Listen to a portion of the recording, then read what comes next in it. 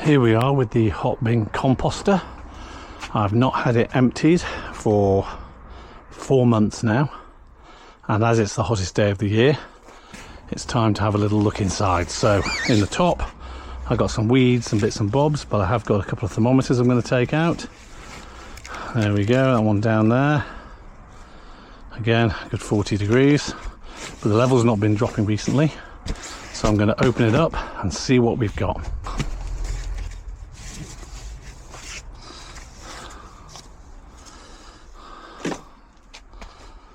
Let's have a look. Oh, would you look at that? I'm going to try a new technique this week. I'm going to roll it on its side and see how we get into it that way. So, are we ready? 3, 2, 1. Nice and easy, not too difficult. And there's also a little metal grid there I want to keep. Just there. There we go. There's a little protective grid. I'm going to clean that up in a little while.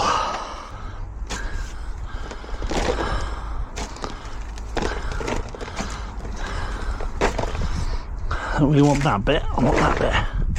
There we go. Quite eggshelly. I still put too many eggshells in my compost. There we go.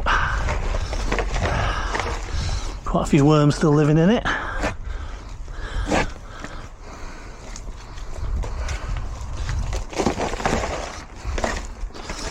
Been asking the family to crush the eggshells, but you can ask, but you don't always get.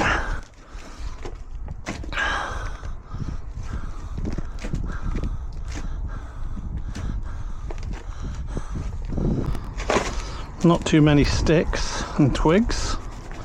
Looks fairly good. Keep having a go in it. I want to get all the way to the back today. There we go. I don't get to the back. This is my new technique of laying it on its side.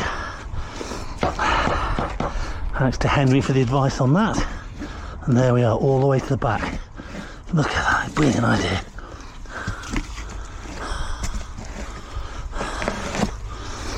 Wow, I think I'll cut it about there. So above that line, it's not really done yet for my liking. So, bring all that out. Wow, what a lot of compost. But that is brilliant. So now I'm going to come back, get the hose out, and give a little hose out. The other thing I can do, not forgetting my little metal tag. I'll have to get my fingers in to grab it. But the whole base plate here, I'm going to tease that out. Yep. We're going to give that a good clean under that base plate as well. And that'll really improve the performance. Let's get in there with that bit there. There we go. Oh, yeah, a bit stinking slimy down the bottom there. Glad I cleaned that out. I'll get in there with the hose in a minute. Give it a little rinse out as soon as I've moved all this away. Now I don't have a fancy hose pipe, so I've just got it coming out the end here. So let's put it in there first. Wash that out. And then I took that mesh out, remember? So I'll just wash around where that mesh was. And then let's wash out this base. I'm not too bothered about water being left in it. So if water gets left in it, it'll pour out of that hole anyway when I lift it all up. That's worked really well. Clean a bit around there because I get crud behind the filter here. When you want good air supply, it's good to get that area. Sometimes the worms block that up, so it's really good to give that a proper clean. I've not done that before. There we go. Give my Neil a quick clean as well. Got a bit grubby the other day. So, comfiest Neela for a big boy like me. Practically indestructible. That plate I was going to wash next. Let's give that a wash.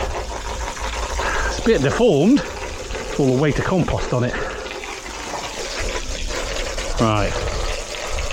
Well, that's pretty good. All the holes are back. See all the holes back there? Pretty much most of them.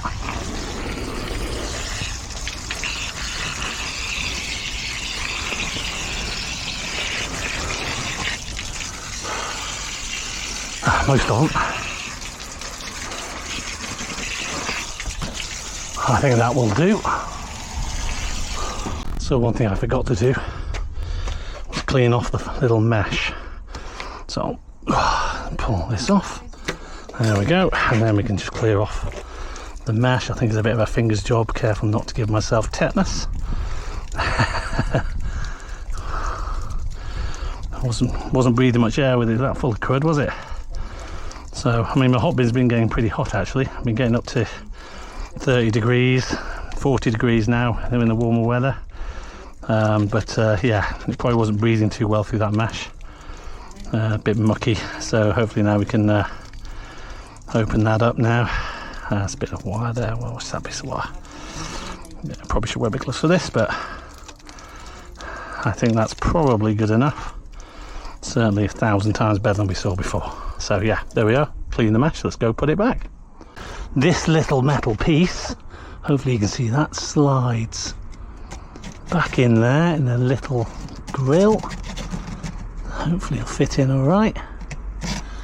Or maybe not. I'll try the other way around. Come on, tease it in. There we go. Put my gloves on, give it a little tap. Tap with my fingers, I'll probably give myself tetanus, as I say. So there we go. Yeah, it's back in place now, so there's a little mesh in here. Keeps the critters from coming in and out. And now I'm going to put the plate.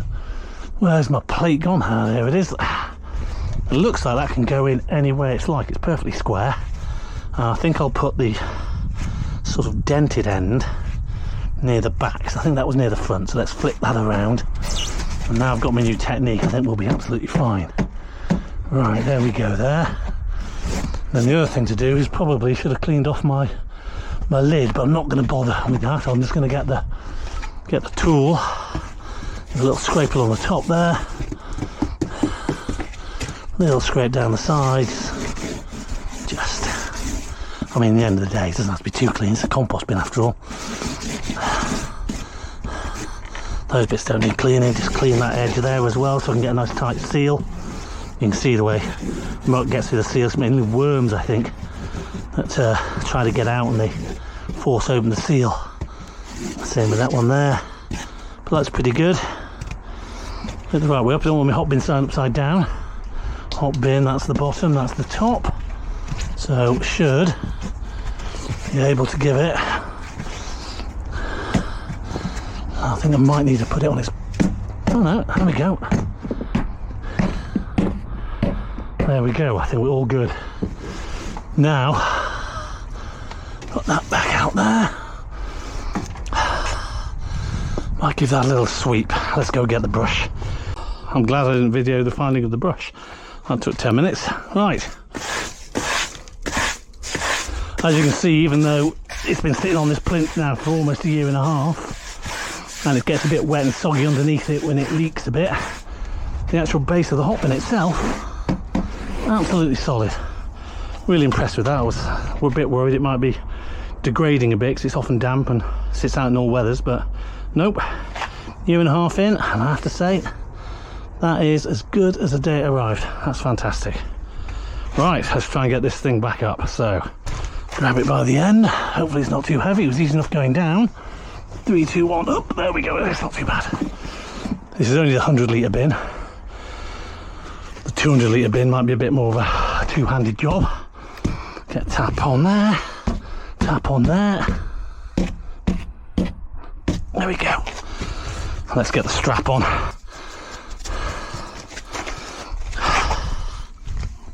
Yep. There we go. Now I'm winning.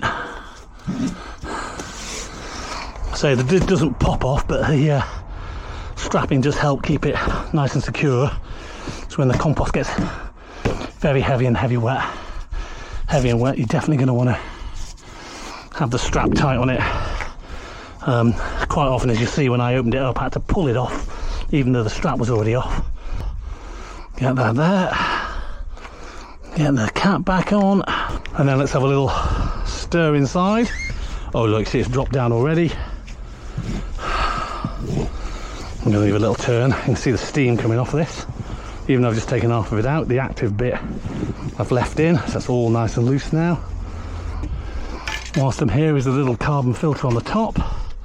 They do say it's worth drying this out occasionally. I think I will do that. So I'm going to place that. Yeah, it's all right. I'm going to place that gently because I've only taken it out twice. I'll place that gently over here on a little bin I've got where my wood chip lives. Let's just see that dry out, and tomorrow I'll pop that back in. So that's brilliant. Hot bin on its side, emptied, and now let's have a go and have a look at the compost. Right, so here's my resulting compost.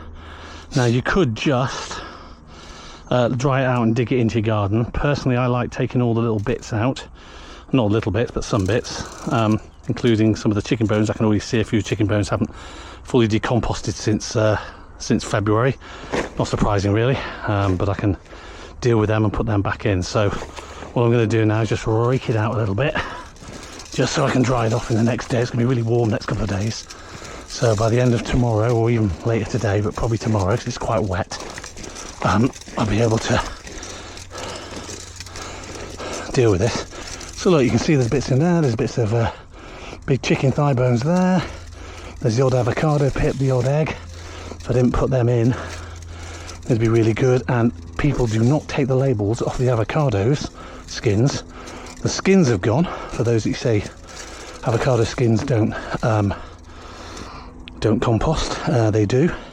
There's some mango stones. They do not on the first go round, but they will do on the second, as will the chicken bones on the second go round. But yeah, the avocado skins themselves definitely compost away. But the little labels that people have on them never compost at all, so that's a bit annoying. But I keep telling the family, but they never listen. Right, and then the other thing to do is just look at my little setup. When I get it dried out, I found this little griddle, so there's the holes I use. They're fairly fine, but I don't mind doing a nice fine compost. I can use it for potting if I wanted to. I'm going to put those labels there for now.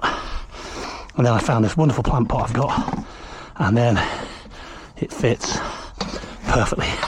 So I'll scoop some of that up, griddle it onto there, and I've got a second bin here because that second bin, I'll fill that second bucket and more some before I decide what to do with my compost. Back to the hot bin day 2. I've already just put the filter I dried out back in the lid. That was quite nice. So it dried out overnight. So it's a nice, clean, dry charcoal filter. I have a little drain off here. There's probably nothing coming out because no, it's all nicely drained from the time before. And I've have a look inside. The level's dropped, but I've also put some other stuff in already. And the thermometer down there, you can see, is just on the 40 low zone. And I've already had a go at this morning a little bit, so you can see it's dried out. I'm still very eggshelly in mine. There we go. I like to stir it around. You could shake it with the other way, but that's a bit messy.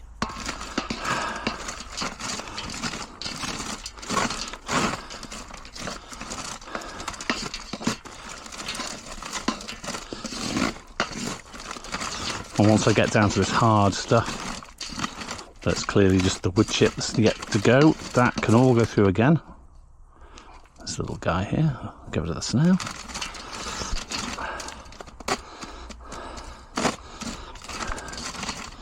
This stuff that's clearly not ready, that can make a great wood chip replacement next time around, so I can reuse that, so that goes in my reuse pile. And this is the sort of compost I'm developing here. So you can see I've got over half a bucket I've done earlier, and maybe quarter of a bucket or less of bits left over.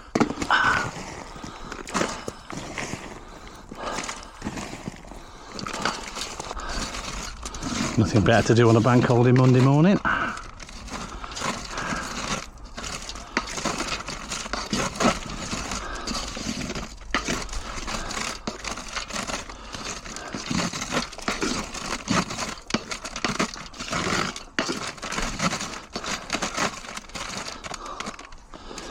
Twiggy bit, don't want that going through.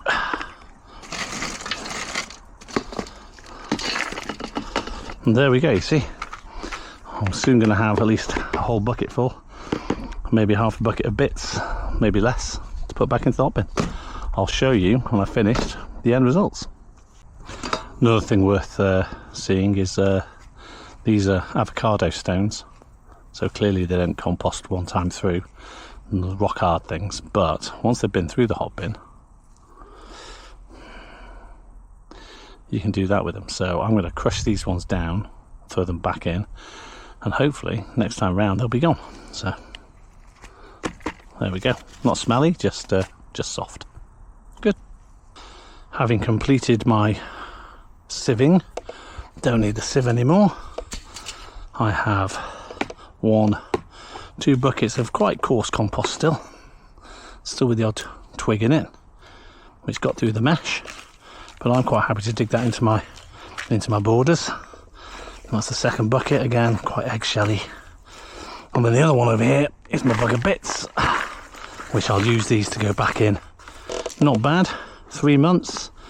And then we have 2 buckets of homegrown natural compost. Happy days.